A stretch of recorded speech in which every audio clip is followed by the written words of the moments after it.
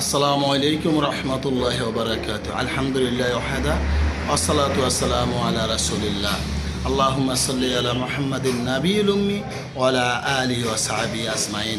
সম্মানিত দিনদার ভাইয়েরা, যারা নিজেদেরকে মুসলিম বলে দাবি করেন, আপনারা সকলে নিজেদেরকে মুসলিম বলে দাবি করেন, আমিও মুসলিম বলে দাবি করি, কিন্তু আমরা কি আসলেই মুসলিম?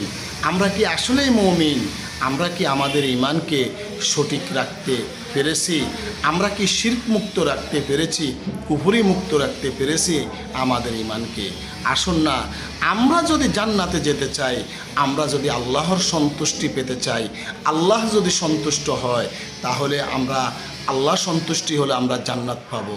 আর যদি আল্লাহর সন্তুষ্টি চাই, তাহলে আমাদেরকে শিরক মুক্ত থাকতে হবে, কুফরি মুক্ত থাকতে হবে। আমাদের ঈমান শিরক এবং কুফরি মুক্ত থাকতে হবে। যদি আমাদের ঈমান শিরক এবং কুফরি মুক্ত না থাকে, তাহলে এই লাফালাফি, এই ঈমান, এগুলা দিয়ে কোনো কাজে আসবে না। তাই আসুন আমরা সকলে আমাদের ঈমানকে শিরক মুক্ত রাখি, কারণ আমাদের ঈমান বড় মূল্যবান। অনেকেই বলে সালাত হলো জান্নাতের চাবি।